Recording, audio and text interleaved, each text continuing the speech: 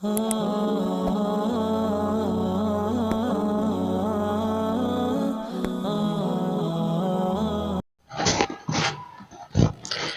اللہ الرحمن الرحیم۔ السلام علیکم ورحمۃ اللہ وبرکاتہ۔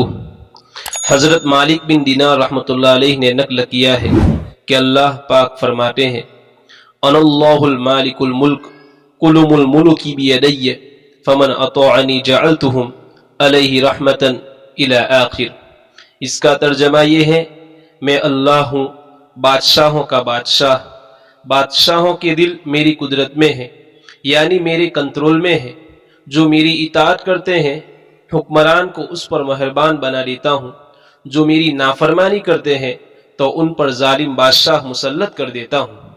پھر فرمایا آپ صرف حکمران کو برا بھلا مت کہو اور برا بھلا کہنے میں اپنے آپ کو مصروف نہ رکھو، بلکہ میری طرف بھی رجوع کرو، اپنے گناہوں کی بھی معافی مانگو، اپنے ماضی پر ندامت کے 2 آنسو بھی بہاؤ تاکہ میں ان حکمران کو تم پر مہربان کر دوں۔ اس حدیث میں یہ بات سمجھائی گئی ہے کہ جس طریقے سے ظالموں سے نجات کے لیے اسباب اختیار کیے جاتے ہیں، جیسے ان سے وراعت کا اظہار کرنا، ان سے بیزاری کا اعلان کرنا، تو جہاں یہ اسباب اختیار کیے جاتے ہیں وہاں مسلمانوں کو ان ظالموں سے نجات کے لیے اعلیٰ اور بہترین سبب بھی اختیار کرنا چاہیے، اور وہ یہ ہے کہ اللہ کی طرف رجوع کیا جائے، توبہ اور استغفار کیا جائے، اپنی زندگی کو بدلا جائے۔ جب ایک طرف سے اپنے گناہوں سے توبہ اور دوسری طرف سے مادی طور پر اسباب اور ذرائع کو اختیار کرتے ہوئے ان سے چھٹکارا پانے کی کوشش کرنے کا عمل پایا جائے گا تو پھر ان سے نجات ملے گی۔ آج مسلمان اپنی زندگی کا محاسبہ کرنے کے لیے، حساب کتاب کرنے کے لیے تیار تو نہیں ہے، اپنے گھر کو بدلنے کے لیے تیار نہیں، اپنے 6 فٹ کے جسم پر دین نافذ کرنے کو تیار نہیں، اپنے ماتحتوں میں دین زندہ کرنے کو تیار نہیں، اور چاہتا یہ ہے کہ حضرت ابوبکر، حضرت عمر، حضرت عثمان غنی اور حضرت علی رضی اللہ تعالی عنہم اجمعین جیسے حکمران آ جائیں۔ میرے عزیزو، یہ سب بڑے لوگ تھے، ان کے ماتحت بھی بڑے لوگ تھے۔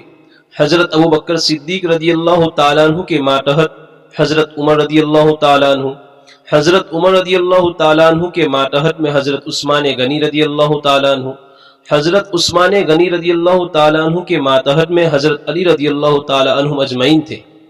جب زندگی اچھی ہوا کرتی ہے تو اللہ رب العزت ایسے حکمران عطا فرماتے ہیں، تو صرف یہ سوچنا کہ حالات بدل جائے اور میں نہ بدلوں ایسا نہیں ہوتا۔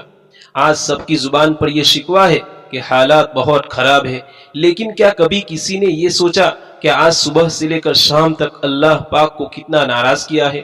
کہتے ہیں امن ختم ہو چکا ہے، اور یہ نہیں سوچتے کہ ہم مخلوق کے کتنے حقوق ضائع کر رہے ہیں، ہم اللہ پاک کے کتنے حقوق ضائع کر رہے ہیں جن کو پورا کرنا ہمارے بس میں ہے۔ اس بات کی تو کسی کو فکر نہیں۔ میرے عزیز و حالات ایسے نہیں بدلتے۔ جہاں ان ظالموں سے نجات کے لیے خارجی محنت ضروری ہے، جیسے کہ ان کے لیے بد دعا کی جائے، ان سے نجات کی صورتیں اختیار کی جائے، وہاں اس بات کی بھی بڑی ضرورت ہے کہ اللہ کی طرف رجوع کیا جائے، اللہ سے بھی صلح کی جائے، اللہ کو بھی راضی کیا جائے، اپنے گھر کو بھی بدلا جائے، اپنے ماتحتوں کو بھی بدلا جائے۔